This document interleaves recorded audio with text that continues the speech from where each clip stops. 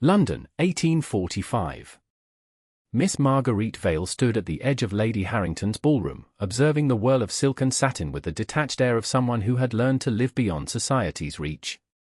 At 27, she had long since resigned herself to spinsterhood. Indeed, she had cultivated it with the same care other women devoted to attracting husbands. "You might at least pretend to enjoy yourself," murmured her cousin Beatrice, nudging her gently. "One would think you were attending a funeral rather than the season's most anticipated ball." "I find little difference between the two," Marguerite replied, adjusting her gloves. Unlike the pastel confections adorning the débutantes, her gown was a practical navy blue, severe in its elegance. Both involve uncomfortable clothing and tedious conversation. Beatrice sighed. "You're impossible. 5 years of mourning is quite enough, even for a husband." "I do not mourn Charles," Marguerite said sharply. "I simply have no desire to repeat the experience." The truth, which Marguerite guarded as fiercely as a dragon its gold, was that her brief marriage had been a prison of gilded bars. Charles Vale had been handsome, charming, and utterly ruthless in his cruelty. His death from a riding accident 3 months after their wedding had been her salvation, though she had played the grieving widow to perfection. Now, with her modest inheritance and the small but respectable house on Portman Square, she had what few women of her time possessed: independence. "Oh, he's here," Beatrice whispered, her eyes widening. "The Duke of Gresham. They say he's finally returned to London after 10 years abroad." Despite herself, Marguerite turned to look. The crowd parted like the Red Sea as a tall figure entered the ballroom. Even from a distance, there was no mistaking Sebastian Gresham, 8th Duke of Gresham. His commanding presence drew every eye in the room, his broad shoulders and austere features giving him the look of a Roman statue brought to life. Unlike the ornate waistcoats and elaborate cravats favored by other gentlemen, his evening attire was impeccable but understated, the quality speaking for itself. "They say he's worth 40,000 a year," Beatrice continued breathlessly. "Owns half of Yorkshire and most of Cornwall." "How fortunate for him," Marguerite replied dryly, turning away. "I'm sure he'll be swarmed by every marriage-minded mother in London before the hour is out. Don't you want to meet him? I would rather have a tooth extracted." Beatrice laughed. "You truly are a lost cause, Marguerite. I'm going to find Edward before the next dance. Try not to frighten away any potential suitors while I'm gone." Left alone, Marguerite edged closer to the terrace doors, hoping for a breath of fresh air. The ballroom had grown stifling, and she found herself longing for the quiet of her study and a good book. Just as she reached for the handle, a deep voice spoke from behind her. "Escaping already, Mrs. Vale?" She turned, startled to find the Duke of Gresham regarding her with an intensity that made her pulse quicken despite herself. Up close, his eyes were a striking grey, not the flat colour of slate, but the deep, changeable grey of the North Sea before a storm. "Your Grace," she said, dropping into a curtsy. "I wasn't aware we had been introduced." A faint smile crossed his face. "We haven't, though your reputation precedes you. The widow who refuses all callers, attends few social functions, and has reportedly turned down no fewer than 12 proposals since her husband's untimely death." "You seem remarkably well informed about my affairs, Your Grace," she said coolly. "I cannot decide whether to be flattered or disturbed." "Neither, I hope." "Merely intrigued." He offered his arm. "Would you honor me with a turn about the terrace? The air inside has grown rather stale." Against her better judgment, Marguerite accepted, her gloved hand resting lightly on his sleeve. As they stepped onto the terrace, she was acutely aware of the whispers that followed them. By morning, her name would be linked with the Duke's in every drawing-room in London. "You've caused quite a stir," she observed as they walked along the stone balustrade, the cool night air a relief after the heated ballroom. "As have you, though for different reasons," he replied. "Society doesn't quite know what to make of a woman who appears to want nothing from it." "And what do you make of such a woman, Your Grace?" His gaze was disconcertingly direct. "I find her refreshing. In my experience, Mrs. Vale, people always want something." The honesty of admitting it is what separates the bearable from the intolerable. And what is it that you want, Your Grace? The question slipped out before she could stop it. For a moment, the Duke was silent, his eyes never leaving her face. Currently? The pleasure of your company at Lord and Lady Morrison's garden party tomorrow afternoon. Marguerite was thankful for the darkness that hid the colour rising in her cheeks. I regret to inform you that I am otherwise engaged. Are you? There was a note of amusement in his voice. What a pity. Perhaps another time.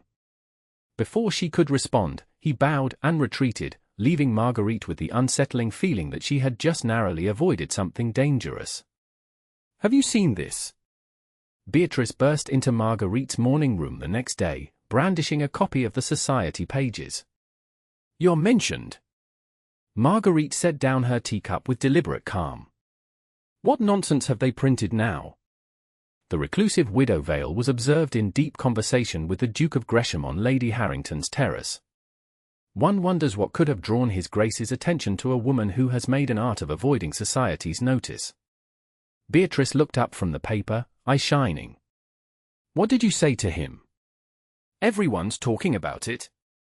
Nothing of consequence, Marguerite replied, though her stomach tightened at the memory of their conversation. He was simply being polite. Beatrice snorted inelegantly. The Duke of Gresham is many things, cousin, but simply polite is not one of them. He's notorious for avoiding social niceties. Then perhaps he recognized a kindred spirit, Marguerite said dryly, rising to her feet. Now, if you'll excuse me, I have letters to write. Wait! Beatrice caught her arm. You're not really going to ignore this, are you? The most eligible bachelor in England sought you out specifically. I am not a débutante to be flattered by such attention, Marguerite said firmly. Whatever the Duke's reasons, they cannot possibly be what you imagine. Yet as she sat at her writing desk later that morning, Marguerite found her thoughts returning to Sebastian Gresham. There had been something in his manner, a focused intensity, as if he were solving a puzzle, that unsettled her. Men had pursued her before, attracted by her modest fortune or the challenge she presented, but none had looked at her quite the way the Duke had. She was still contemplating this when her housekeeper entered with a silver salver bearing a single calling card. His Grace the Duke of Gresham has called.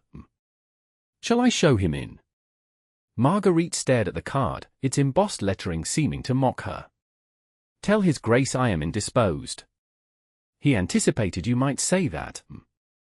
The housekeeper's expression was carefully neutral. He asked me to inform you that he has information regarding the late Mr. Vale that might be of interest. The pen in Marguerite's hand snapped, spattering ink across her half-written letter. Show him into the drawing room.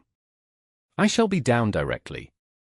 10 minutes later, having changed her ink-stained cuffs and composed herself as best she could, Marguerite entered her drawing room to find the Duke examining the small collection of books on her side table. You favour philosophy, he observed without turning. Unusual for a woman. I favour knowledge, Your Grace. Gender has little to do with it. She remained standing, unwilling to invite him to sit. You mentioned information about my late husband. Now he did turn, and Marguerite was struck again by the intensity of his gaze. Forgive the deception, Mrs. Vale. It seemed the only way to secure an audience. Anger flared bright within her. So you lied. I misdirected, he corrected. Had I simply called, would you have received me? Certainly not, as I am now reminded why. She moved toward the bell pull. If you'll excuse me, I knew your husband, the Duke said abruptly. Marguerite's hand froze in midair. That's impossible. Charles never mentioned you. I imagine there were many things Charles Vale never mentioned. Sebastian Gresham's voice held a note of something Marguerite couldn't quite identify, including the true state of his finances. A cold weight settled in her stomach. What do you mean? The Duke gestured to the sofa. Perhaps you should sit, Mrs. Vale. This time, she did not refuse. As she sank onto the cushions, Sebastian took the chair opposite, his expression grave. 5 years ago, before I left England, Charles Vale approached me for a loan. Marguerite felt as if the air had been knocked from her lungs. That's not possible. I have my widow's portion, you have what I insured was set aside for you upon his death, Sebastian said quietly. Vale died owing me a considerable sum. I chose not to collect from his estate, on the condition that you would be provided for. Why? The word emerged as little more than a whisper. For a moment, the Duke was silent. Then, because I knew what kind of man he was, Mrs. Vale. And I suspected what kind of husband he had been. Memories Marguerite had long suppressed rose unbidden, Charles's grip leaving bruises on her arms, his casual cruelty, the terror of those 3 months that had seemed an eternity. She stood abruptly, moving to the window. Why tell me this now? She asked, struggling to keep her voice steady.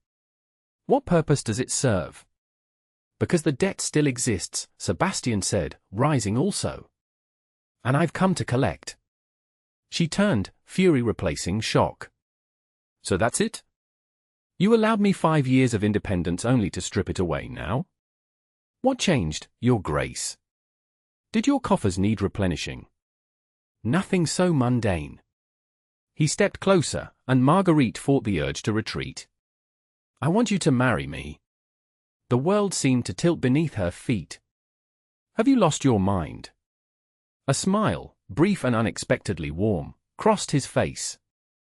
Possibly. Will you at least hear my reasoning before you refuse? I can't imagine any reasoning that would make such an absurd proposition sensible, Marguerite replied, but she did not immediately show him the door. The Duke took this as permission to continue. I require a duchess, someone intelligent, capable, and uninterested in romantic entanglements. You require security and, I suspect, protection from the very society that would condemn you if they knew the truth of your circumstances. The truth being that I am a pauper living on your charity. The bitterness in her voice could have curdled milk.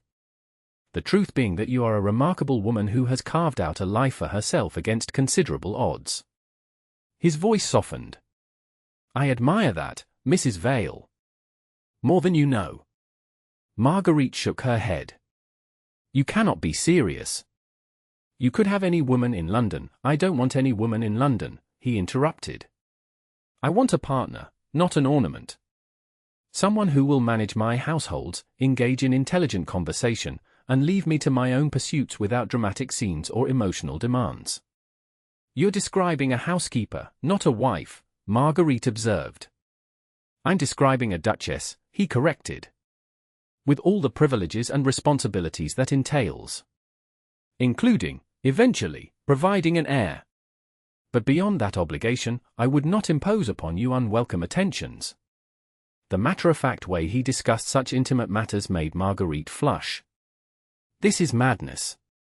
It's practicality, Sebastian countered. You need security, I need a suitable duchess. Marriage seems the most efficient solution for us both. And if I refuse? His expression remained impassive. Then I shall take my leave and trouble you no further. The debt will remain as it is, forgiven. Marguerite stared at him. You would not force me.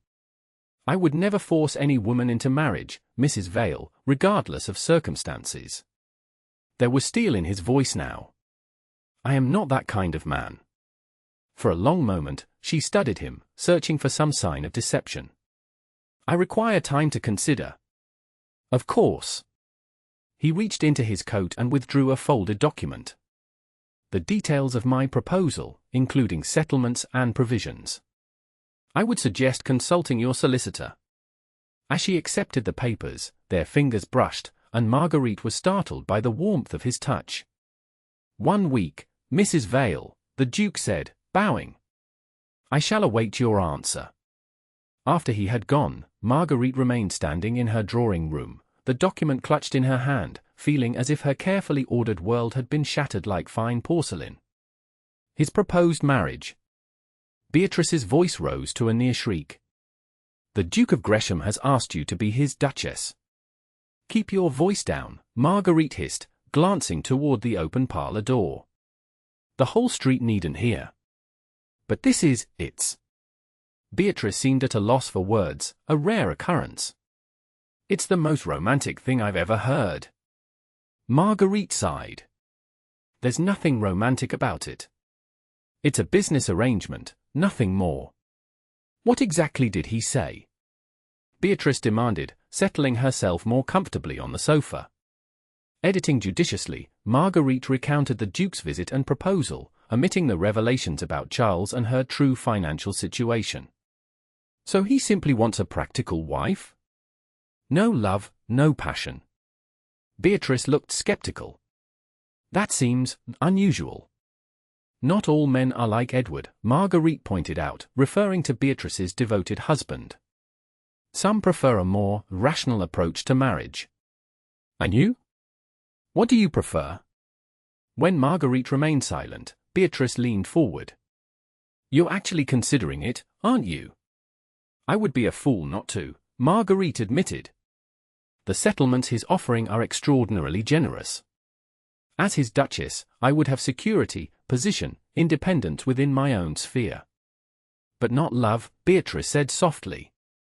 Marguerite's laugh held little humor. "Love is a luxury I neither need nor want, cousin. I learned that lesson all too well with Charles." Beatrice's expression softened. "Charles was not worthy of you, Marguerite. Not all men are like him." "Perhaps not," Marguerite conceded. "But I have no desire to discover the differences firsthand." Later that evening, after Beatrice had departed, Marguerite sat in her study reviewing the Duke's proposal for the third time. The terms were indeed generous, a substantial annual allowance, properties of her own, provisions for any children, and explicit acknowledgement of her authority over the ducal households. It was, in many ways, an ideal arrangement for a woman in her position. And yet, there was something profoundly unsettling about the clinical nature of it all. Marriage should not be a mere contract, a business merger between two parties. Even Marguerite, with her cynical view of matrimony, recognized that. But what alternative did she have? Her widow's portion, or rather, the Duke's charitable provision, would not sustain her forever. She had no family to fall back on, no skills that would earn her a living in a world that offered few respectable options for gentlewomen of reduced circumstances. The following morning, Marguerite made her decision. She would accept the Duke's proposal, but on her own terms. Taking up her pen, she began to draft her response. Sebastian Gresham, Duke of Gresham, was not a man accustomed to surprise. His methodical mind and extensive experience had, he believed, prepared him for most contingencies.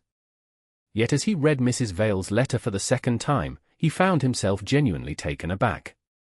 "She wishes to meet," he told his secretary, Thornton, who was awaiting instructions. "At the British Museum, of all places." Thornton's eyebrows rose fractionally. "The British Museum, Your Grace? That seems an unusual choice for a matrimonial discussion." "Mrs. Vale is an unusual woman," Sebastian replied, a note of respect evident in his voice. "That is precisely why I selected her. Shall I arrange a carriage for tomorrow at the appointed hour?" Sebastian considered for a moment.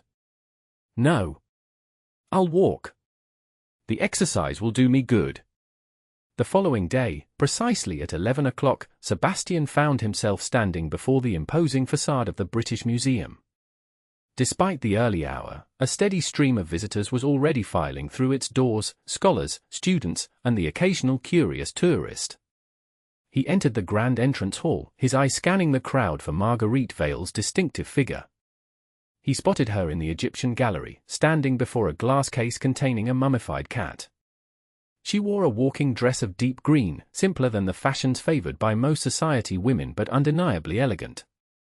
As he approached, Sebastian noted the slight tension in her shoulders, the only outward sign of her awareness of his presence. "Mrs. Vale," he greeted her, inclining his head. An unconventional choice of venue. She turned, her expression composed. "I find it easier to think clearly among the dead, Your Grace. They make no demands and harbor no expectations." "A perspective both morbid and practical," Sebastian observed. "Rather like our proposed arrangement." A hint of a smile touched her lips. Indeed. Shall we walk? I find movement conducive to frank discussion. They began a slow circuit of the gallery, maintaining a proper distance as they moved between display cases of ancient artifacts. I've reviewed your proposal, Marguerite began without preamble. The terms are generous. But? Sebastian prompted, sensing her reservation. But I have conditions of my own. She glanced at him briefly before returning her gaze to the path ahead. 3, to be precise. I'm listening. First, I wish to maintain my house on Portman Square, separate from any ducal residence. A place that is mine alone, where I may retreat when necessary. Sebastian nodded. Reasonable, though society will gossip if the Duchess of Gresham is known to keep her own establishment. Society will gossip regardless, Marguerite replied dryly. I've long since ceased to concern myself with its opinion. Your second condition? Complete authority over the ducal households, as you've already suggested, but with the explicit understanding that any staff I dismiss remain so, regardless of their history or connections. I will not have my decisions undermined. Sebastian raised an eyebrow. You expect resistance? I expect that a bachelor household of long standing will have developed certain inefficiencies that require correction, she said diplomatically. And that those benefiting from such inefficiencies will resist change. Fair enough, he conceded. And your third condition? Here, Marguerite paused before a statue of Sekhmet, the lion-headed goddess. I will not share your bed until we have developed a measure of trust between us. Sebastian was careful to keep his expression neutral, though inwardly he was both surprised and intrigued. Most women in your position would be eager to secure the connection as quickly as possible. I am not most women, Marguerite said simply. And I have no desire to repeat past mistakes. Understanding dawned. Vale was not kind to you. Kind? A bitter laugh escaped her. No, Your Grace, kinder is not the word I would use to describe Charles Vale's treatment of his wife. Sebastian felt a surge of anger on her behalf. I knew he was a scoundrel, but I had not realized the full extent. Few did. Charles was most careful to present a charming face to the world. She turned to face him fully. I will not put myself at the mercy of another man's whims, duke or no. Then we shall wait, Sebastian said without hesitation. For as long as necessary. Surprise flickered across Marguerite's face. You agree? Just like that. Mrs. Vale, Marguerite, he corrected himself, I have no interest in a reluctant bride. When and if you come to my bed, it will be of your own free will. A faint blush colored her cheeks at his directness. That is uncommonly decent of you. Not decent, Sebastian countered. Practical. A marriage begun in fear and resentment benefits neither party. For a long moment, Marguerite studied him, as if seeking some hidden motive in his expression. Whatever she saw there must have satisfied her, for she gave a small nod. Then I accept your proposal, Your Grace. On these terms. Sebastian, he corrected. If we are to be married, you should use my given name. Sebastian, she repeated, the name sounding different in her voice, softer somehow. And when shall this practical arrangement commence? A month should be sufficient to make the necessary preparations, he replied. A small ceremony, as befits a widowed bride and a groom of my advanced age. At this, Marguerite actually smiled. You speak as if you're ancient. You cannot be above 35. 36 next month, he admitted. Ancient enough by society standards. And positively decrepit by mine, she said, her tone so dry that it took Sebastian a moment to realize she was teasing him. The realization brought a genuine smile to his face. I see I've chosen wisely. A duchess with both principles and wit is a rare find indeed. Something flickered in Marguerite's eyes, uncertainty, perhaps, or a moment of genuine emotion quickly suppressed. I hope you will not find yourself disappointed, Sebastian. I rarely am, he replied, offering his arm. Now, shall we continue our educational tour? I find I'm developing a particular interest in ancient Egyptian customs. Marriage customs, specifically. As they moved through the gallery, Sebastian was conscious of a sensation he had not experienced in many years: anticipation. For the first time in longer than he could remember, the future held something unexpected and unexpectedly promising. The news of their engagement broke over London society like a thunderclap. The reclusive widow Vale and the formidable Duke of Gresham? It was beyond unlikely, it was unfathomable. Speculation ran wild: she must be with child, he must be in financial difficulties, there must be some scandal forcing their hands. Have you seen this? Marguerite thrust the society pages at Sebastian when he called the following week. Sources close to the ducal household suggest the match was arranged to settle an old debt. They're closer to the truth than they realize. Sebastian, seated comfortably in her drawing room, appeared unperturbed. Does it trouble you? The gossip? No.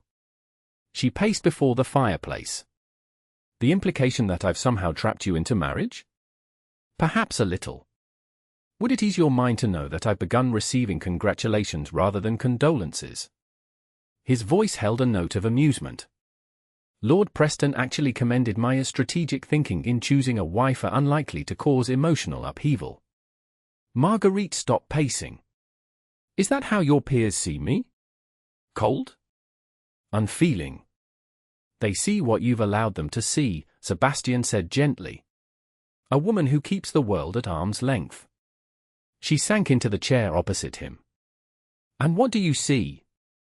The question hung in the air between them, more intimate than any they had yet shared. Sebastian regarded her thoughtfully, his grey eyes intent.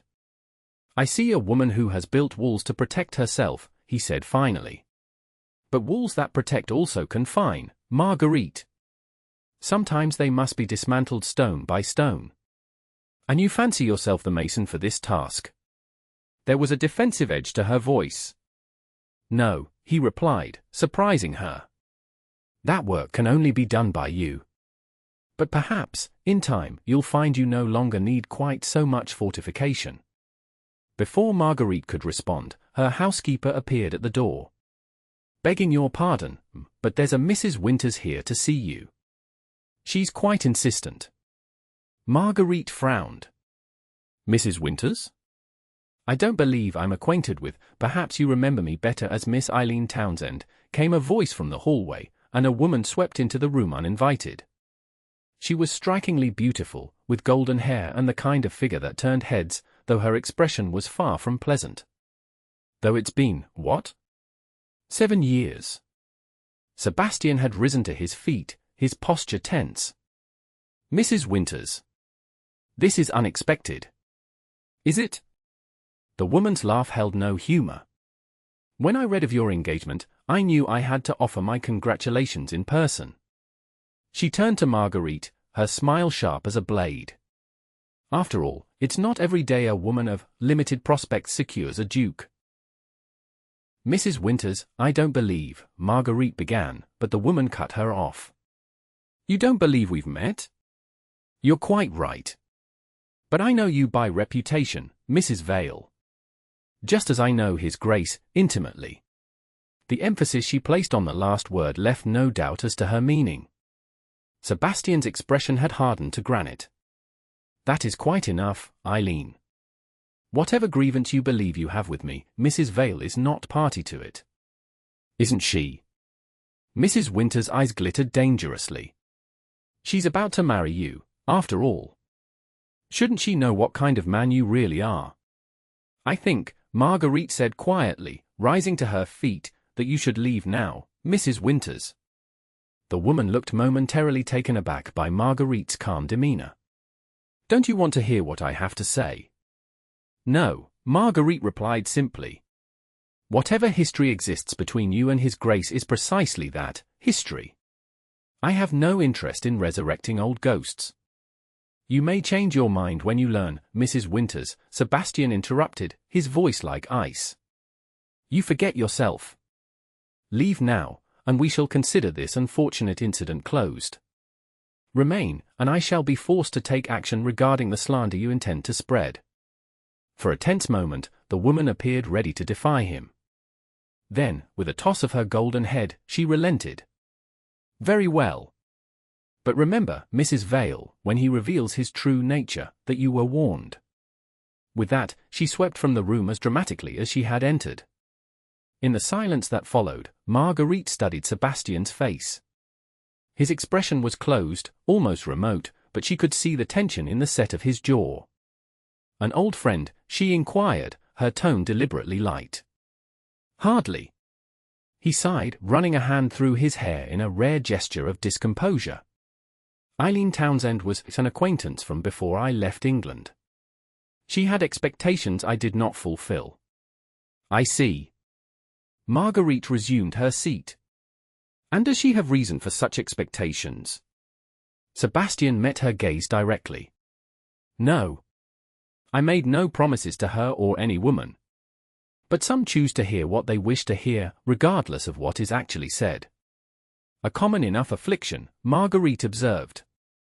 "Will there be many such acquaintances emerging from the woodwork once our engagement is announced?"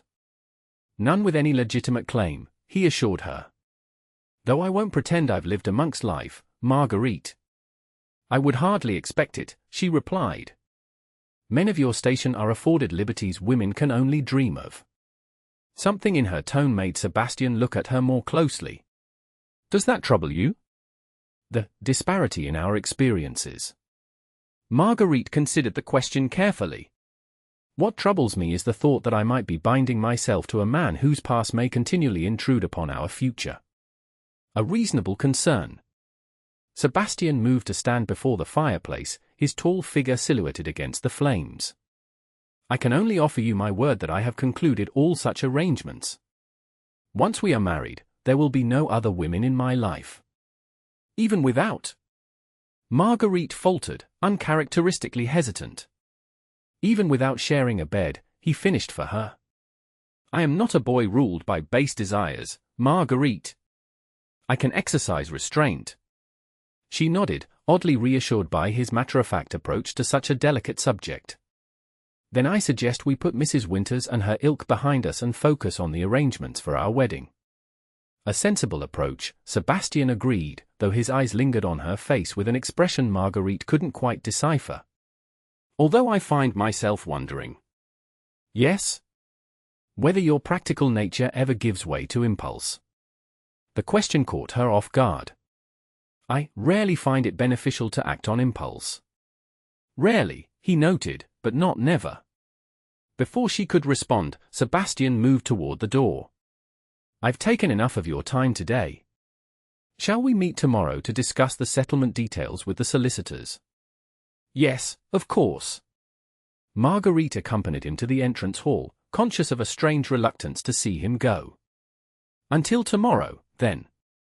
As the door closed behind him, Marguerite found herself wondering if she had imagined the brief warmth in his eyes, and why the memory of it should leave her feeling so unsettled. The weeks leading up to the wedding passed in a whirl of preparations. Despite their mutual desire for a small, private ceremony, certain concessions had to be made to their positions.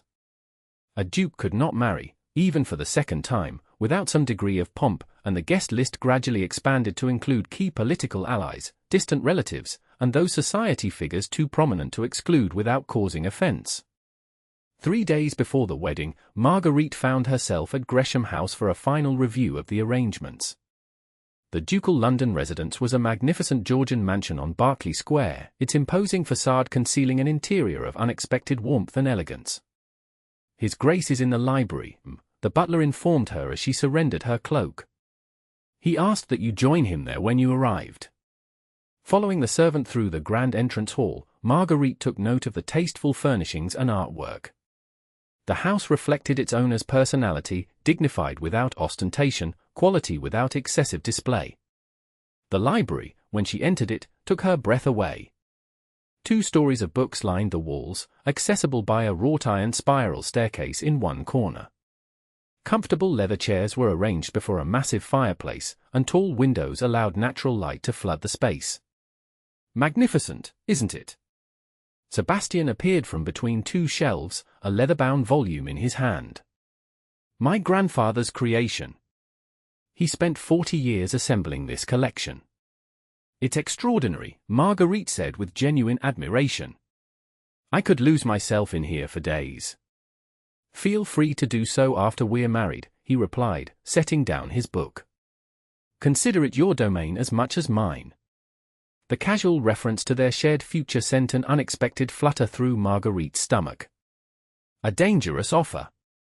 You may find your library reorganized beyond recognition. I look forward to discovering your system. Sebastian gestured to the chairs by the fire. Shall we sit? There are some final details to discuss. As they settled themselves, a maid brought in tea and withdrew discreetly. Marguerite noted the perfect service with approval. Clearly, the Gresham household was well run, despite Sebastian's bachelor status. I've been meaning to ask, she said as she accepted a cup, why me? With all of London's eligible women to choose from, why select a widow known for her reclusiveness? Sebastian considered her over the rim of his cup. Would you believe me if I said it was your eyes? Certainly not, Marguerite replied, though she felt a ridiculous warmth at his words. Good. Because it wasn't. His expression grew more serious.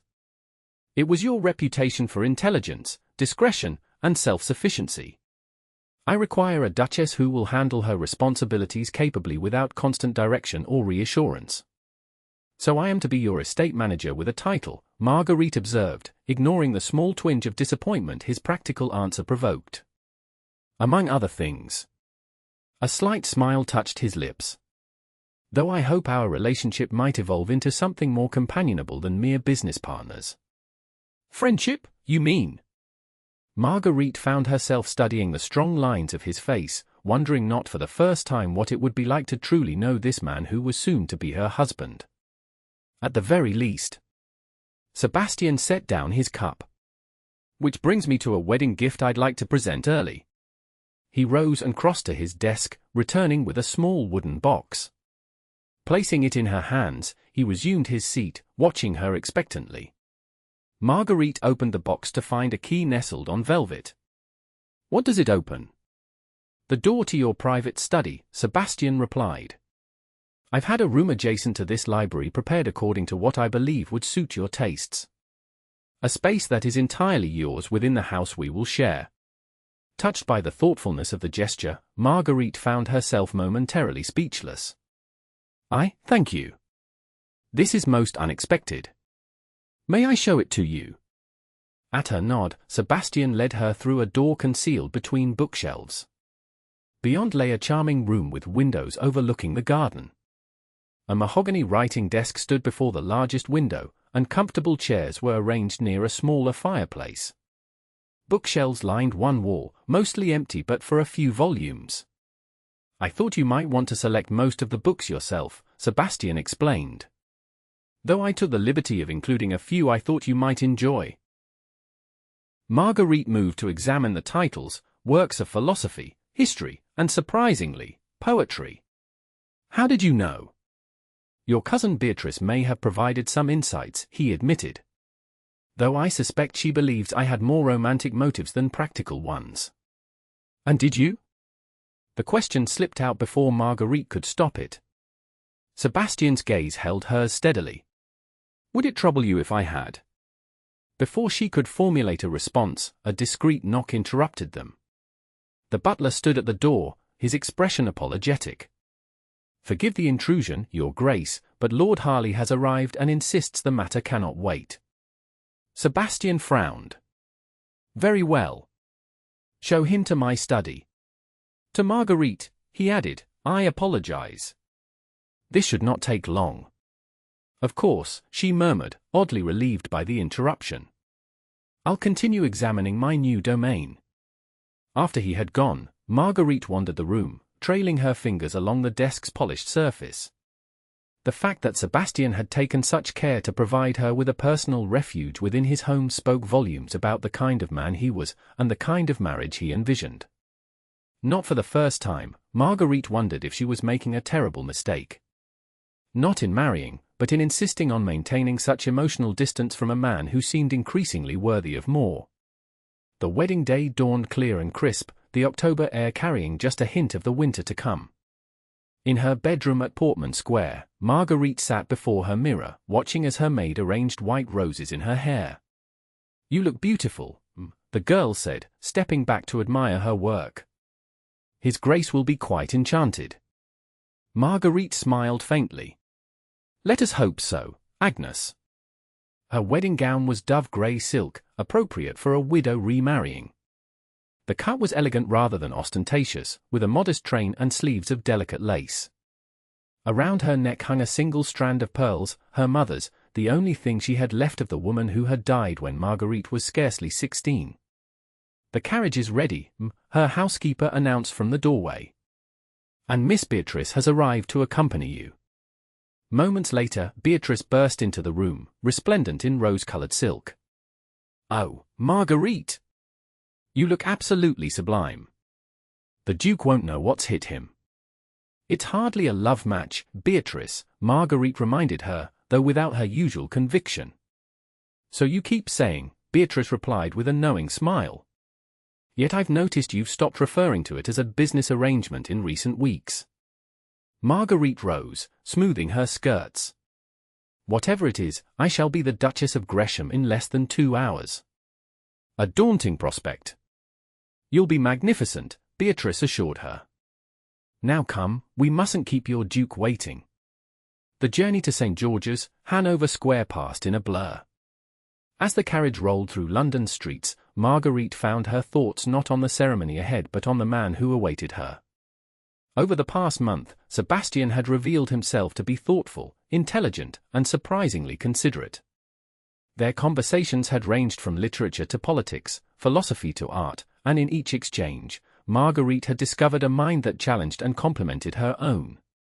When they arrived at the church, Marguerite was struck by the simplicity of the decorations. White roses and ivy adorned the pews, elegant in their restraint, exactly as she would have chosen herself. His Grace arranged everything personally, the vicar informed her as she waited in the antechamber. Most unusual for a gentleman of his standing. Before she could reflect on this, the music began, and Beatrice squeezed her hand. "Ready?" Drawing a deep breath, Marguerite nodded. "Ready." The walk down the aisle seemed both interminable and far too brief. Faces turned to watch her progress, some curious, others openly surprised, but Marguerite saw none of them. Her attention was fixed on the tall figure waiting at the altar. Sebastian wore formal morning dress, his bearing as commanding in these surroundings as it had been the night they met. As she drew near, his eyes met hers, and the intensity of his gaze sent a tremor through her that had nothing to do with nerves. The ceremony itself was traditional and mercifully brief. When the moment came to exchange vows, Marguerite was startled by the steadiness of her own voice. Sebastian's responses were equally firm, his hand warm and sure as it held hers. "I now pronounce you man and wife," the vicar declared. "Your Grace, you may kiss your Duchess." For a moment, Sebastian hesitated, his eyes searching hers as if seeking permission. Then, with a gentleness that belied his imposing presence, he bent and brushed his lips against hers in a kiss so brief it was scarcely more than a whisper. Yet something in that fleeting contact sent a shock through Marguerite's system, a recognition, perhaps, that the walls she had so carefully constructed were not as impenetrable as she had believed. As they turned to face the congregation, now husband and wife, Sebastian leaned close. "Breathe, Duchess," he murmured, a hint of amusement in his voice. "The difficult part is over." But as they proceeded back down the aisle amid a shower of rose petals, Marguerite was not at all certain that was true. The wedding breakfast, held at Gresham House, was a more elaborate affair than either of them had intended. Sebastian's position demanded certain social obligations, and the cream of London society had turned out to witness the union of the season's most unexpected couple. "You're doing admirably," Sebastian told her during a rare moment of privacy as they moved between groups of guests. "Lady Harrington is already predicting you'll be the most influential hostess in London by next season." A dubious distinction, Marguerite replied, though she was secretly pleased. "I've never aspired to social prominence." "Yet it finds you nonetheless." His hand rested lightly at the small of her back, a proprietary gesture that should have bothered her but somehow didn't. Are you ready to depart? I've instructed the carriage to be prepared whenever you wish. The reminder that they would soon be alone together at Gresham Park, the Duke's principal country estate, sent a flutter of nervousness through Marguerite's stomach. Yes, I think that would be wise.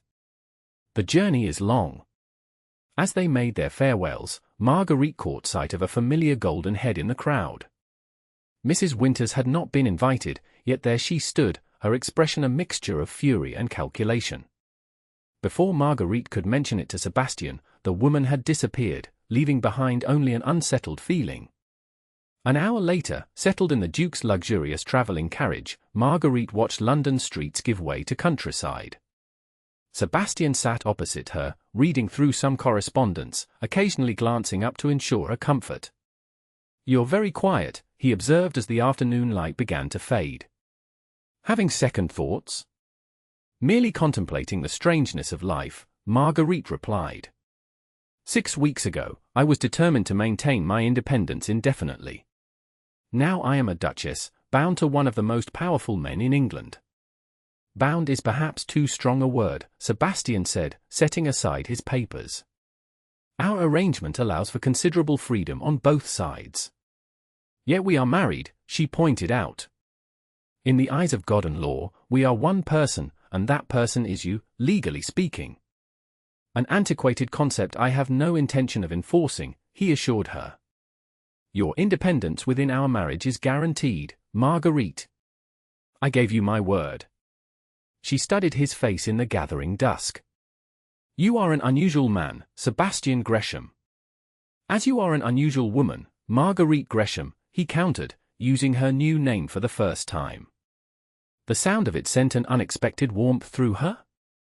As darkness fell and the carriage lamps were lit, casting golden light within the small space, Marguerite found herself wondering what the night ahead might bring, and why the prospect of sharing a home, if not yet a bed, with this man no longer filled her with trepidation. Gresham Park exceeded every expectation. The ancestral seat of the Dukes of Gresham was not merely a house but a small kingdom unto itself, 15,000 acres of rolling parkland, ancient forests, and productive farmland surrounding a magnificent manor house that had evolved over centuries. It's like something from a novel, Marguerite murmured as their carriage approached through an avenue of ancient oaks, the house's Palladian facade glowing golden in the setting sun. It can be overwhelming at first, Sebastian admitted. I still discover new corners of it, and I've lived here all my life. As they drew nearer, Marguerite could see a line of servants assembled on the front steps, awaiting their arrival. The full welcoming committee, I see. Tradition demands it for a new duchess, Sebastian said. Though I did ask them to keep it relatively informal. If this was informal, Marguerite could scarcely imagine the formal version. As the carriage halted, no fewer than 30 servants stood at attention, from the dignified butler and housekeeper at the top of the steps to the smallest scullery maid at the bottom. Sebastian descended first, then turned to offer his hand. Marguerite inclined her head graciously. Indeed. I look forward to becoming better acquainted with you all in the days to come. If any of the servants were surprised by her direct address, they gave no sign of it. As she and Sebastian proceeded into the house, Marguerite felt the weight of centuries of tradition settling onto her shoulders. She was no longer merely Marguerite Vale, widow, she was now the Duchess of Gresham, mistress of this grand estate and all it represented. I've had the Duchess's suite prepared for you, Sebastian told her as they climbed the grand staircase. It connects to my own chambers through a private sitting room, but the door can be locked from either side. The thoughtfulness of this arrangement, allowing for both proximity and privacy, touched Marguerite deeply. Thank you for your consideration. When they reached the suite, Marguerite could scarcely believe her eyes. The rooms were magnificent, the bedchamber with a massive four-poster bed draped in blue silk, a dressing room filled with gowns she had never seen before, a private sitting room with views over the formal gardens, and a bathroom equipped with every modern convenience, including hot running water. This is excessive, she managed, turning to Sebastian who stood in the doorway. It's traditional, he corrected. Every Duchess of Gresham has occupied these rooms since the house was rebuilt in 1720. And the wardrobe? Marguerite gestured to the dressing room. I don't recognize a single gown. A wedding gift, Sebastian replied. A duchess requires a suitable wardrobe. I took the liberty of having them made based on your measurements, though of course you may order whatever else you desire. Marguerite ran her fingers over a gown of midnight blue velvet. You've thought of everything. I've tried. He remained at the threshold, making no move to enter further. I'll leave you to rest now. Dinner will be served at 8, if that suits you. Yes, of course, she replied, suddenly aware of the strange intimacy of their situation despite the physical distance between them. Sebastian bowed slightly. Until then, Duchess. After he had gone, Marguerite sank onto a chaise longue, her mind whirling. The day had been a succession of new experiences, each more overwhelming than the last.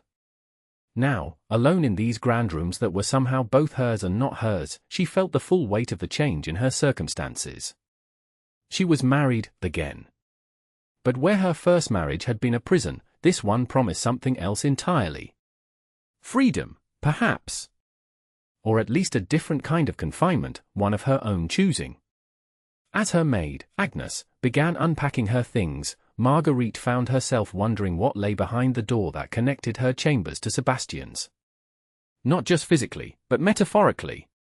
What kind of life awaited her on the other side of that threshold? And why, despite all her carefully constructed defenses, did she find herself increasingly curious to find out?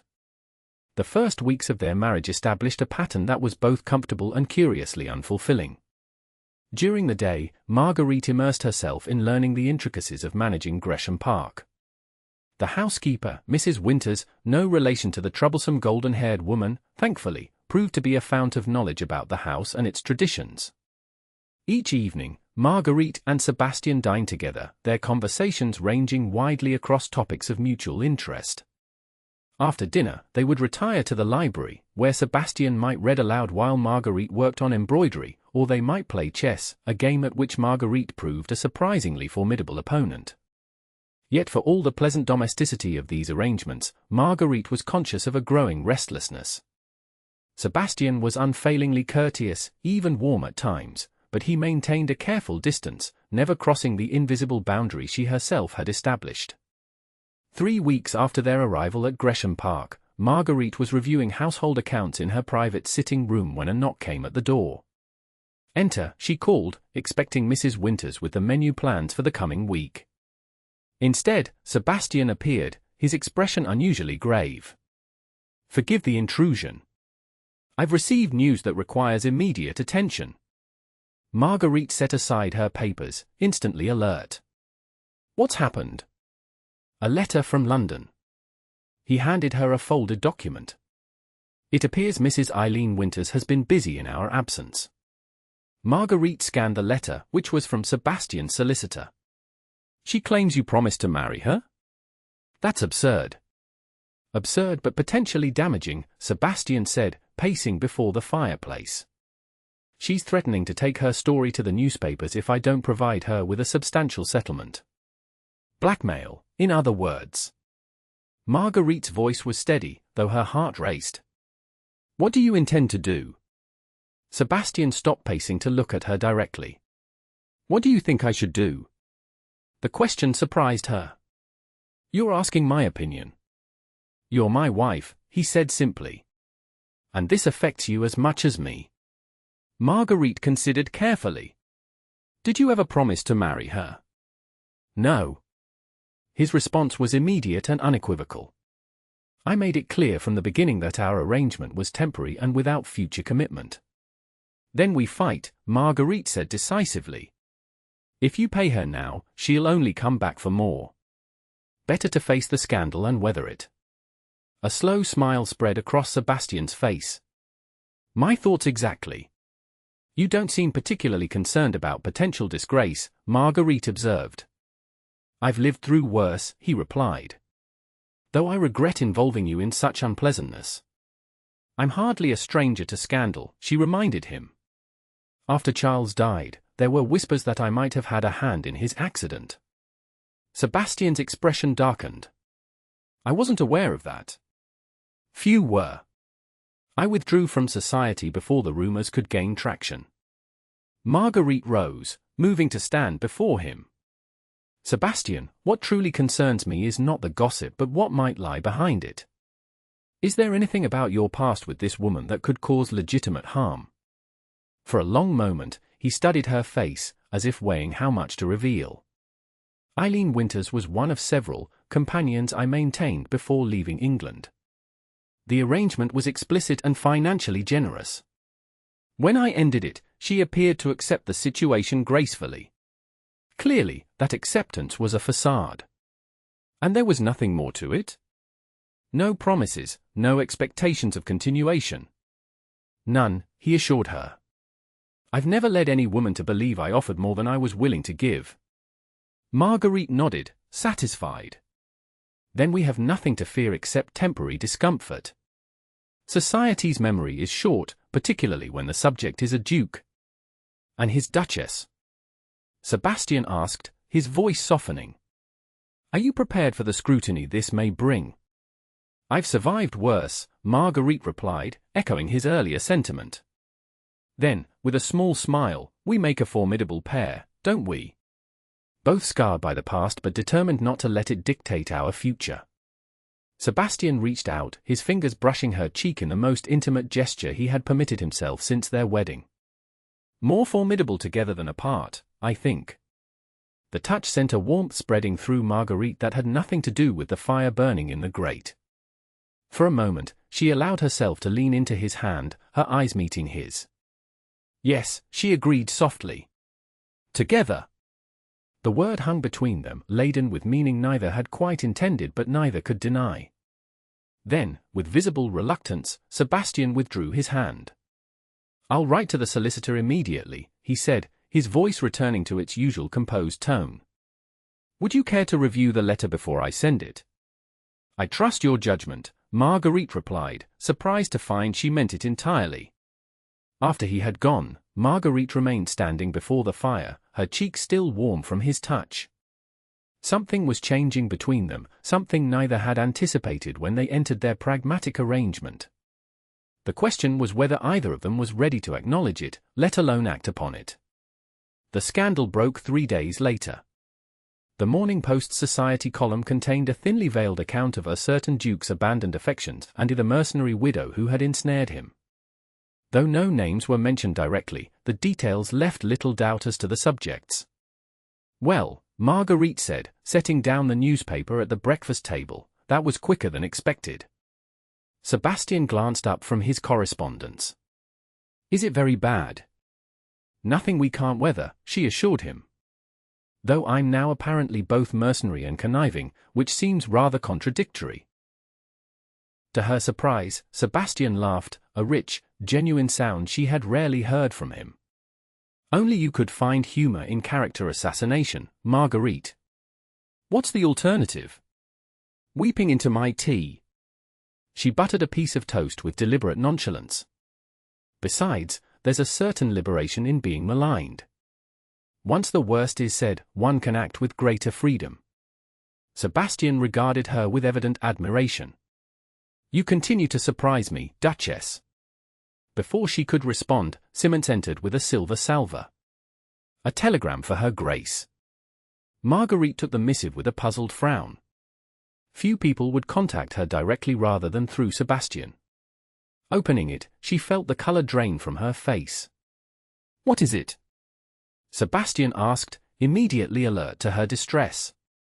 It's from Beatrice, Marguerite said, her voice unsteady. Charles's brother, Lord Vale, has returned to England. He's making inquiries about me, and about you. Sebastian's expression hardened. Richard Vale has been in India for years. Why return now? The timing seems suspiciously convenient, Marguerite observed. Especially coming on the heels of Mrs. Winters's accusations. You think they're connected? I think it's a remarkable coincidence otherwise. She handed him the telegram. Richard never approved of my marriage to Charles. He considered me beneath the family station. Sebastian's eyes darkened as he read. And he believed the rumors about Charles's death. Yes, Marguerite admitted quietly. He was quite vocal about his suspicions, though he had no proof to support them. Because there was nothing to prove, Sebastian stated flatly. Charles Vale died in a riding accident. Marguerite met his gaze steadily. Yes.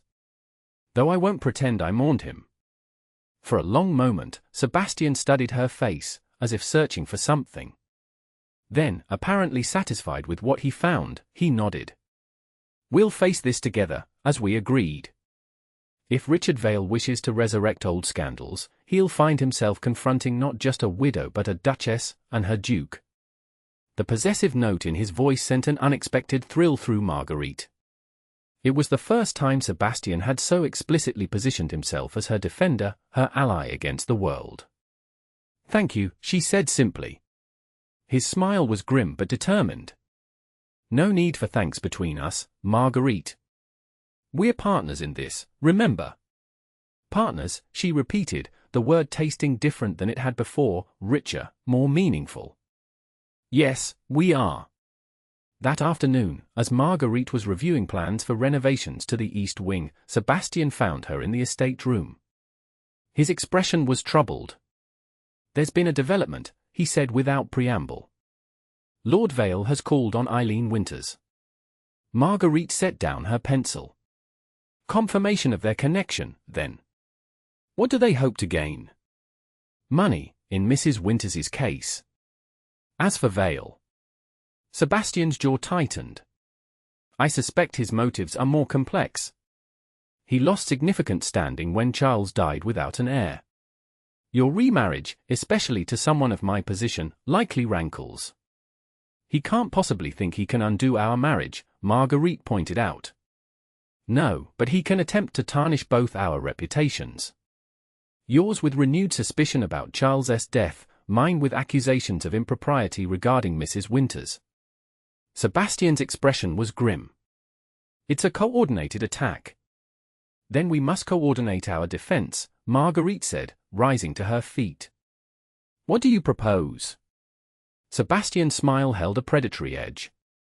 I propose we go to London and face our accusers directly. Nothing disarms a gossip more effectively than calm confidence. When do we leave? Tomorrow, if you're willing. His eyes searched hers. This may become unpleasant, Marguerite. Are you certain you wish to face it? She moved to stand before him, her chin lifted in determination. I spent years hiding from society's judgment after Charles died. I won't hide again, especially not with you beside me. Something flashed in Sebastian's eyes, pride, perhaps, or something deeper. Without warning, he reached for her hand, raising it to his lips in a gesture that was both courtly and strangely intimate. Then to London we go, he said, his breath warm against her skin. Let them see what manner of duchess they've chosen to malign. As they began preparations for their journey, Marguerite found herself facing the coming confrontation not with dread but with a curious sense of anticipation. For the first time since Charles's death, she would not face society's judgment alone. And for the first time in her life, perhaps, she had found someone worth fighting alongside. London in November was grey and forbidding, the city shrouded in its customary fog as their carriage rolled through the streets toward Gresham House. Marguerite sat close to Sebastian, both for warmth and for the reassurance his presence provided. Are you ready? He asked quietly as the carriage slowed. As ready as one can be to face character assassination, she replied, attempting levity despite the tension coiling within her. His hand covered hers, warm and solid. Remember, we face this together. The first test of their united front came sooner than expected. As they entered Gresham House, the butler approached with palpable unease. Your Grace, forgive the intrusion, but Lord Vale is awaiting you in the blue drawing-room. He arrived an hour ago and refused to leave without seeing you. Sebastian's expression darkened. The man has nerve, I'll grant him that. To Marguerite, he added, you needn't face him if you don't wish to.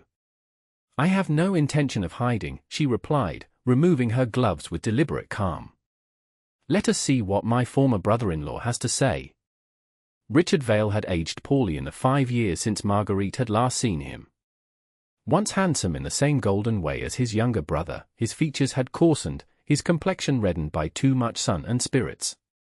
He rose as they entered, his smile not reaching his eyes. "The Duke and Duchess of Gresham," he said, executing a bow that hovered on the edge of insolence. "How grand you've become, Marguerite! Or should I say, Your Grace?" "Lord Vale," Sebastian's voice was cold. "You've taken quite a liberty, calling unannounced." "Family privilege," Vale replied with a dismissive wave. "Marguerite and I are practically siblings, after all." "You made it abundantly clear we were nothing of the sort when Charles died," Marguerite observed, seating herself with regal composure. "What brings you to our door now, after 5 years of silence?" Vale's smile thinned. "Concern, naturally. When I heard of your sudden marriage to the Duke, I feared you might have been coerced in some way." "An interesting theory," Sebastian said, remaining standing like a sentinel beside Marguerite's chair. "And entirely false. Our marriage was entered into with full consent on both sides." "Of course you would say so." Vale's gaze slid to Marguerite. "But I wonder, did the Duke know what he was getting when he married you?" The rumors that followed Charles's death were most troubling. Marguerite felt a cold fury rising within her. "If you come to resurrect old lies, Richard, you're wasting your time. My husband is fully aware of the circumstances of Charles's death, and of his life." "Is he?" Vale leaned forward. "Does he know how my brother died with suspicious bruises on his body? How you were the sole beneficiary of his will, modest though the sum was? How you refused to allow the family physician to examine the body?" "Enough." Sebastian's voice cut through the room like a blade.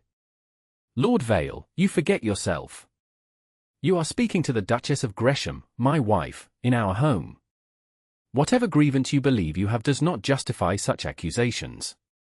"I merely seek the truth," Vale insisted, though he had the grace to look discomfited by Sebastian's anger. "The truth?" Marguerite rose to her feet. "Very well. Here is the truth, Richard. Your brother was a violent, cruel man who took pleasure in causing pain. The bruises on his body were likely from one of his many falls while intoxicated, a state in which he frequently found himself. I refused your family physician because the local doctor had already certified the cause of death, and I saw no reason to subject myself to further interrogation from a man in your family's pocket." Vale's face had paled during her recitation. "You dare speak ill of the dead?" "I dare speak truth," Marguerite corrected. "Charles is beyond caring, and I am beyond fear, especially with my husband beside me." Sebastian placed a supportive hand at the small of her back. "I believe this conversation has reached its conclusion, Lord Vale." For a moment, it seemed Vale might argue further. Then, with a stiff nod, he rose. "This isn't finished, Marguerite. There are still questions that demand answers." "There are indeed," Sebastian agreed, his tone deceptively mild. "For instance, how you came to be acquainted with Mrs. Eileen Winters, and what arrangement exists between you. But those are questions for another time, perhaps." Vale's startled expression confirmed their suspicions before he could compose himself. "I don't know what you mean." "Of course you don't," Marguerite said smoothly. "Just as you don't know about her attempts to extort money from the Duke with false claims. Curious coincidence, your return to England coinciding with her sudden interest in scandal-mongering. Good day, Lord Vale," Sebastian concluded, signaling to the butler who had appeared discreetly at the door. "Simmons will see you out." After Vale had been escorted from the house, Marguerite's composure finally cracked. She sank onto the sofa, hands trembling slightly. "That was intense," she managed, trying for lightness and failing. Sebastian knelt before her, taking her hands in his. "You were magnificent. But he upset you more than you're admitting." "It's not fear," she clarified. "It's fury. That man, his family, made my life unbearable after Charles died.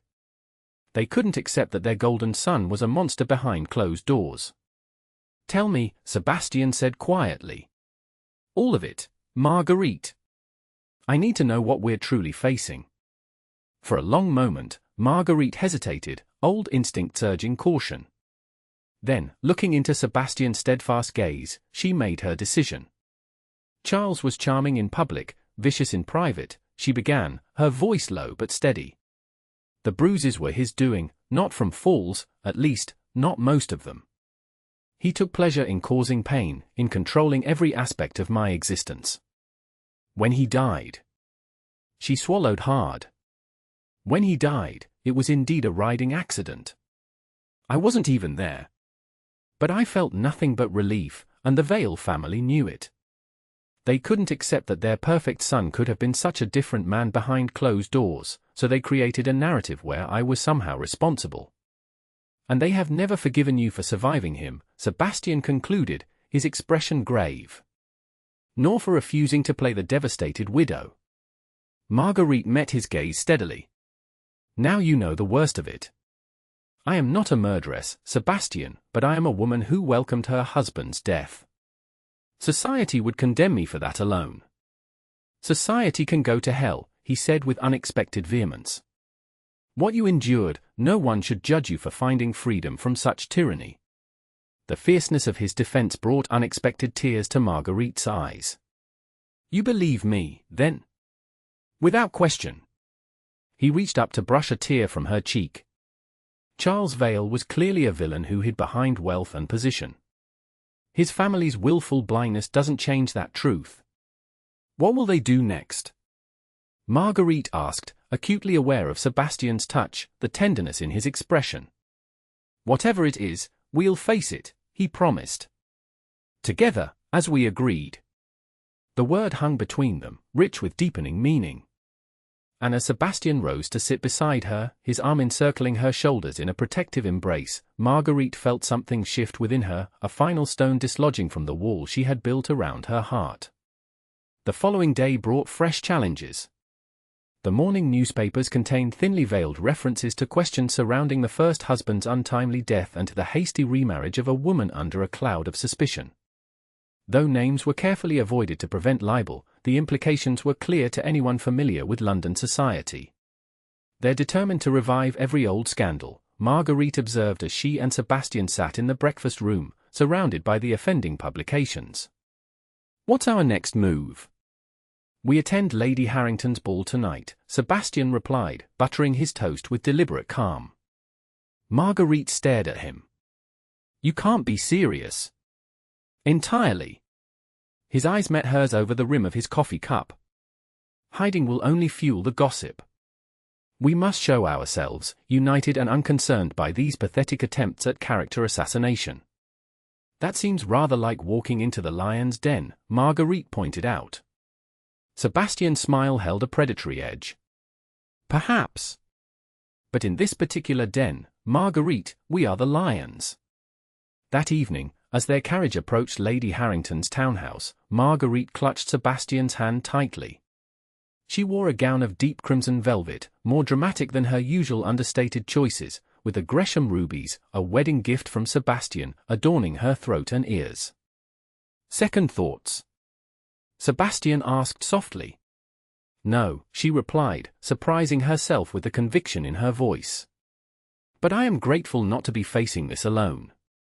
His hand tightened around hers. Never alone again, Marguerite. That's what marriage means, or should mean. Before she could respond to this unexpected sentiment, the carriage door opened, and they were committed to their course. Their entrance caused precisely the stir Sebastian had anticipated. Conversation faltered, then resumed with increased intensity as they made their way toward their hostess. Lady Harrington, to her credit, greeted them with genuine warmth. Your Graces, she said, taking Marguerite's hands in hers. How delightful to see you. I was beginning to think you'd abandoned London society for the pleasures of country life. The country has its charms, Marguerite replied, but we found ourselves missing town's unique entertainments. Lady Harrington's eyes twinkled with understanding. Well, you shall find plenty of entertainment tonight, I assure you. Half the ton is here, including some who might surprise you. Following their hostess's discreet glance, Marguerite saw Mrs. Winters across the room, resplendent in a gown of shocking blue that bordered on vulgarity. Beside her stood Richard Vale, looking uncomfortable in his formal attire. "How unexpected," Sebastian murmured, his tone suggesting it was anything but. "Indeed," Lady Harrington agreed. Mrs. Winters rarely receives invitations to events of this caliber, but she arrived with Lord Vale, and one can hardly turn away a peer of the realm, even one so recently returned from abroad. "Of course not," Marguerite said smoothly. "It's fortunate we have the opportunity to greet them both." Lady Harrington's expression was admiring.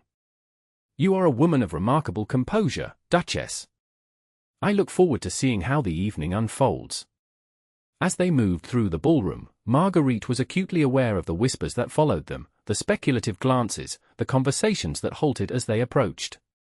Yet with Sebastian beside her, his hand a steady pressure at the small of her back, she found herself more irritated than intimidated by the attention. "They're like vultures," she murmured as they paused near a refreshment table. "Circling, waiting for signs of weakness." "Then we shall disappoint them," Sebastian replied, his voice low but carrying enough that those nearest could hear. After all, the Greshams have never been known for weakness. The deliberate inclusion of her in the family name was not lost on their audience. Several nearby listeners exchanged glances, and Marguerite could almost see the recalculation occurring behind their eyes. If the Duke stood so firmly with his Duchess, perhaps the rumors had been exaggerated. The first test came when Lady Pembroke, a notorious gossip, approached them with a predatory smile.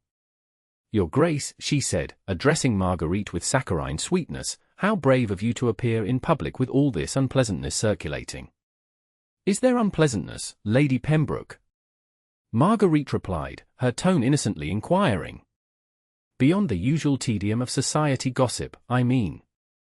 Lady Pembroke's smile faltered. "Well, the newspapers, the newspapers," Sebastian interrupted. "Always in need of selling copies, aren't they? It's remarkable what people will believe simply because it's printed." "But where there's smoke," Lady Pembroke persisted, "there's often fire." "Or merely someone desperate to create a distraction," Marguerite countered. "Tell me, Lady Pembroke, have you met Mrs. Winters before tonight? She seems to be making quite an impression." The abrupt change of subject threw the older woman off balance. "No, not formally. She's hardly in our circles." "Indeed," Sebastian agreed. "Yet here she is, with Lord Vale as her escort. One wonders what common interest brings together a woman of her background and a gentleman of his station." Lady Pembroke's eyes widened slightly as she caught his implication. "You believe they're conspiring?" "I believe," Marguerite said delicately, "that coincidences of timing are rarely coincidental in matters of reputation." "How fascinating," Lady Pembroke murmured, her gaze now fixed on. "And what is the truth, Duchess?" came a familiar voice from behind them. They turned to find Eileen Winters herself, her smile brittle as glass. Lord Vale stood awkwardly at her side, clearly uncomfortable with her direct approach. "Mrs. Winters," Sebastian acknowledged with a cool nod. "I don't believe we were formally introduced at Lady Harrington's ball last season." "No," she agreed, "though we were quite acquainted before that." "Were we?" Sebastian's tone suggested genuine puzzlement. "I recall a brief arrangement, certainly, but hardly what I would term acquaintance." "Acquaintance suggests a certain equality of standing." The barb struck home. Mrs. Winters's cheeks flushed. "You promise me." "I promised you nothing beyond what was specified in our agreement," Sebastian interrupted, his voice low but firm.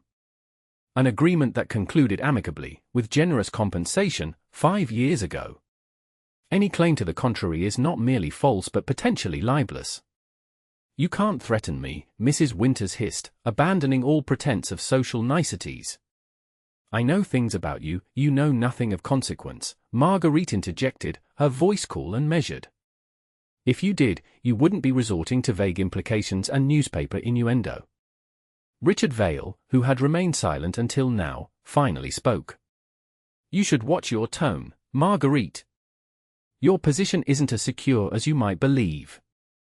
On the contrary, Sebastian replied before Marguerite could respond. The Duchess's position is unassailable. It's the two of you who stand on shifting ground. A peer consorting with a known blackmailer? Society might forgive many things, Lord Vale, but such poor judgment rarely goes unremarked. Vale's face darkened. You go too far, Gresham. No, Sebastian countered, you did, when you targeted my wife. Whatever grievance you believe you have with her, it ends now. Or the consequences will extend far beyond uncomfortable social encounters. The threat, though unspecified, was unmistakable. Vale hesitated, then gave a stiff nod. Come, Mrs. Winters. I believe we've said all that needs saying. As they retreated, Marguerite let out a breath she hadn't realized she was holding. That was decisive. It needed to be. Sebastian's expression was grim. They won't stop yet, but they'll be more cautious now. And with Lady Pembroke spreading her own theories about their connection, their credibility will be increasingly questioned. What did you mean about consequences? Marguerite asked quietly. Sebastian's smile was cold. Richard Vale's finances are not as secure as he pretends. His estates in Northumberland border mine, and I've recently discovered he's heavily mortgaged. It would be unfortunate if those mortgages were to change hands. You would ruin him. The realization of Sebastian's power, and his willingness to use it on her behalf, was both unsettling and oddly thrilling. I would protect what's mine, he replied simply. You are my wife, Marguerite. An attack on you is an attack on me. The possessive note in his voice sent a warmth spreading through her that had nothing to do with the crowded ballroom. For the first time, Marguerite allowed herself to acknowledge what had been growing between them since their wedding, a connection deeper than the practical arrangement they had agreed upon. Dance with me, she said impulsively. Sebastian looked momentarily startled. Here? Now? Yes. Marguerite held out her hand. Let us show them all exactly where we stand, together. As Sebastian led her onto the dance floor, the crowd parting before them, Marguerite was conscious of every eye in the room upon them. But for once, she didn't mind the scrutiny. Let them look. Let them see the Duke and Duchess of Gresham in perfect accord, moving together as if they had danced 1,000 times before. And as Sebastian's hand settled at her waist, his eyes never leaving hers, Marguerite felt the last of her carefully constructed walls begin to crumble. The carriage ride home from Lady Harrington's ball passed in comfortable silence, Sebastian's hand resting lightly atop Marguerite's. The evening had been a triumph by any measure. By its end, the tide of gossip had begun to turn, with several influential matrons openly declaring their support for the Duchess of Gresham. You were magnificent tonight, Sebastian said as they approached Gresham House. I've never seen anyone navigate such treacherous social waters with more grace. I had an excellent partner, Marguerite replied, squeezing his hand. In every sense. As the carriage slowed, Sebastian seemed to come to a decision. Would you join me for a nightcap in the library? There are matters I'd like to discuss. Intrigued, Marguerite nodded. Of course. The library at Gresham House was smaller than its country counterpart but no less impressive. Walls of leather-bound volumes surrounded a comfortable seating area before a marble fireplace, where a fire had been thoughtfully lit against the November chill. Sebastian moved to a sideboard, pouring 2 glasses of amber liquid. Cognac, he explained, handing one to Marguerite. I think we've earned it after tonight's performance. She accepted the glass, watching as he settled into the chair opposite hers. What did you wish to discuss? For a moment, Sebastian simply studied her, his expression unreadable in the firelight. Then, I find our arrangement has become insufficient. Marguerite's heart stumbled. Insufficient? The terms we agreed upon no longer adequately reflect the reality of our situation, he clarified, his voice carefully neutral. At least, not from my perspective. Understanding began to dawn. Are you unhappy with our marriage? On the contrary. Sebastian set down his glass and leaned forward, his gaze intent. I find myself increasingly satisfied with our union, but not with its limitations. The separate bedchambers, Marguerite said softly, her pulse quickening. Among other things. He ran a hand through his hair, a rare gesture of uncertainty from a man usually so composed. When we married, I told you I wanted a practical partnership, free from emotional entanglements. I believed that was what I wanted, what I needed. And now? Marguerite hardly dared breathe. Sebastian rose, moving to kneel before her chair, his eyes level with hers. Now I find myself wanting more, Marguerite. Not just a duchess to manage my households or a shield against society's expectations, but a true wife. A partner in every sense. The naked vulnerability in his expression stole her breath. Sebastian, let me finish, he said gently. I know you had reasons for your conditions. Valid, painful reasons that I respect absolutely. Nothing I'm saying is meant to pressure you or diminish those concerns. But I want you to know that my feelings have changed. That I have changed, because of you. Marguerite set down her untouched cognac, her hands trembling slightly. How have you changed? I never expected to care for you, he admitted, his voice dropping to little more than a whisper. I selected you for your intelligence, your dignity, your independence. I thought those qualities would make you the perfect duchess while allowing me to maintain my emotional distance. And instead, she prompted when he paused. Instead, those same qualities made it impossible not to care for you. His smile was rueful. You're extraordinary, Marguerite. The way you faced Vale and Mrs. Winters tonight, the courage you've shown in confronting old wounds, the grace with which you've assumed the role of duchess. I find myself in the unprecedented position of having fallen in love with my own wife. The declaration hung in the air between them, momentous and irrevocable. Marguerite felt as though the world had tilted beneath her, everything she thought she knew suddenly cast in a different light. You love me. The words emerged as barely more than a breath. Deeply, Sebastian confirmed, taking her hands in his. Unexpectedly. And entirely inconveniently, given our original agreement. A laugh bubbled up from somewhere deep inside her, surprising them both. Inconvenient indeed. Sebastian's brow furrowed. I've upset you. No, Marguerite said quickly. No, not at all. It's just... She shook her head, wonder in her eyes. I never thought to hear those words again, never wanted to, after Charles. And now, to hear them from you. You don't have to respond in kind, Sebastian assured her. I needed you to know where I stand, but I don't expect. Marguerite silenced him by placing her fingers against his lips. My practical, rational Duke, she said softly. Always so careful with me.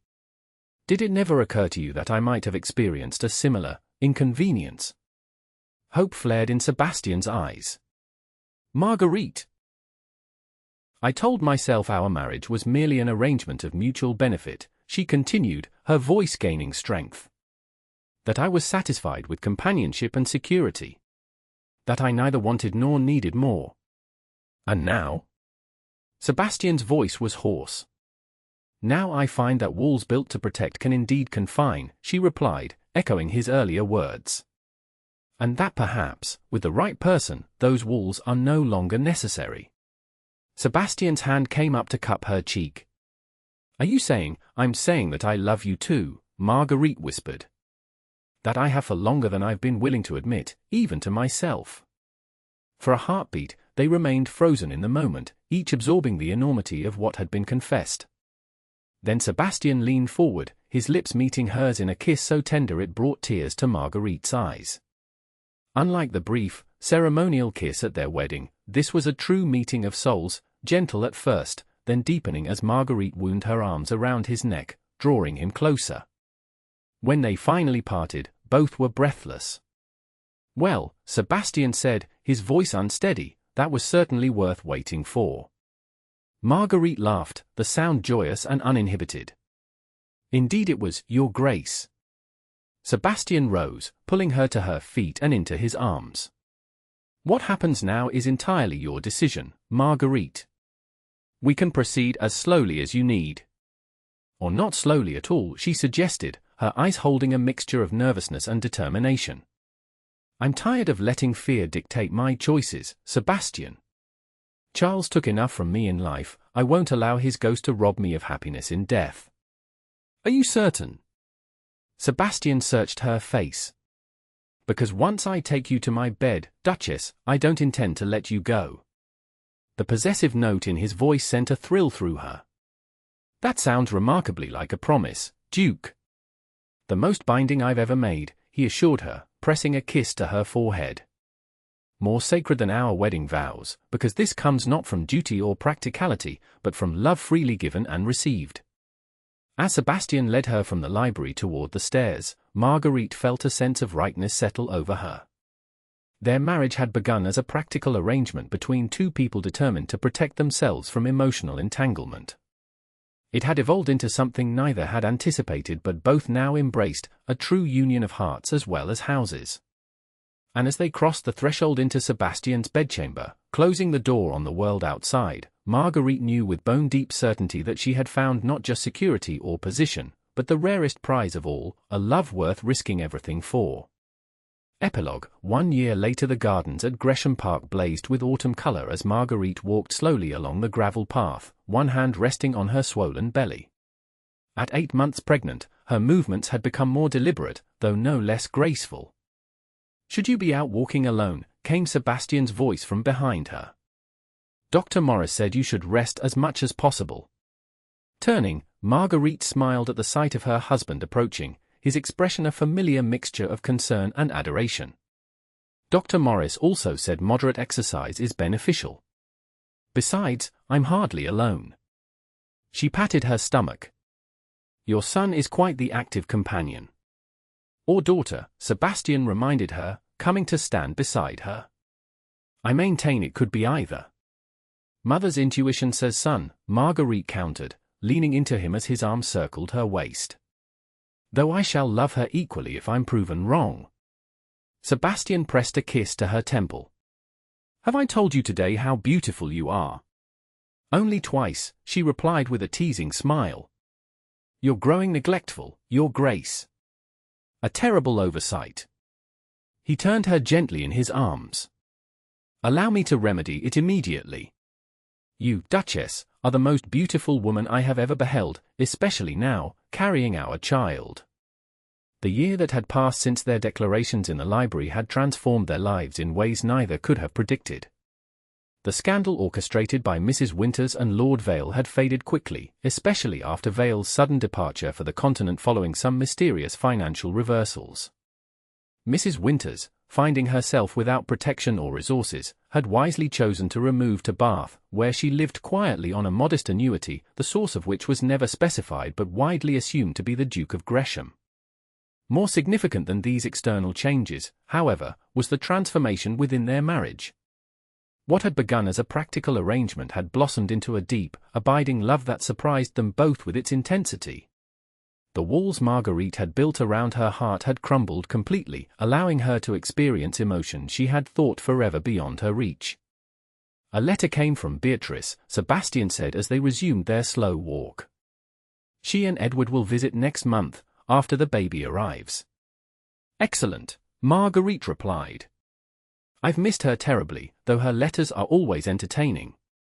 Did she mention the latest gossip? Sebastian's smile turned mischievous. Only that we continue to scandalize society by appearing so shockingly in love. Apparently, it's considered rather vulgar for a duke to be so attentive to his own wife. How fortunate, then, that neither of us has ever been overly concerned with society's opinions, Marguerite observed, her eyes dancing with amusement. They had reached the stone bench overlooking the rose garden, now past its prime but still beautiful in its autumn decline. Sebastian helped Marguerite sit, then settled beside her, his hand finding hers in a gesture that had become as natural as breathing. Are you happy? He asked suddenly, his expression serious. Marguerite looked at him in surprise. What a question. Of course I am.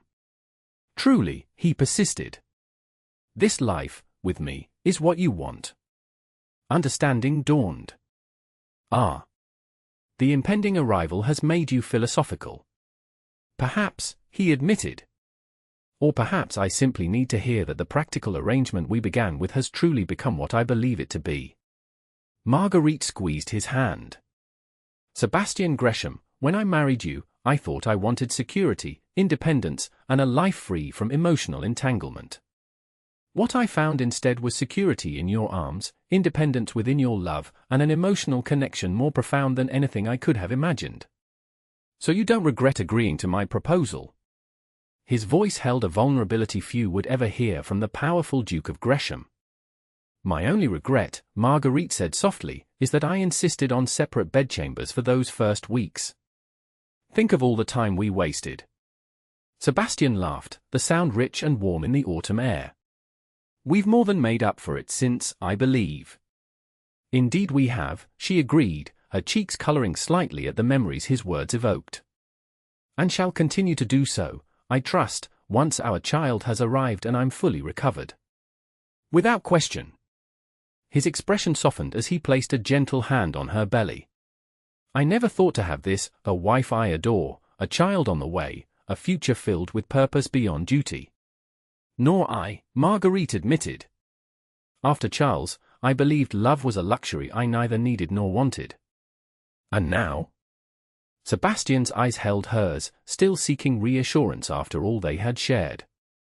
Marguerite leaned forward to press her lips to his in a tender kiss. Now I know it's not a luxury at all, she murmured against his mouth. It's as essential as air, at least, the kind of love we found together. As Sebastian gathered her close, mindful of her condition, Marguerite reflected on the journey that had brought them to this moment. From their first meeting at Lady Harrington's ball to their pragmatic marriage and eventual surrender to deeper feelings, every step had led them here, seated on a garden bench in the golden light of autumn, awaiting the birth of their child, secure in a love neither had sought but both now cherished above all else. Thank you, Sebastian said quietly. For what? For agreeing to marry me when you thought me cold and calculating. For allowing yourself to love me despite your fears. For making me happier than I ever thought possible. Marguerite smiled, nestling closer into his embrace. No need for thanks between us, remember? We're partners in this. Partners, Sebastian agreed, his arm tightening around her. In every sense of the word. And as the October sun began its descent toward the horizon, casting long shadows across the grounds of Gresham Park, the Duke and Duchess remained on their bench, content in each other's company, secure in the knowledge that what had begun as the most practical of arrangements had become the greatest love story of their lives.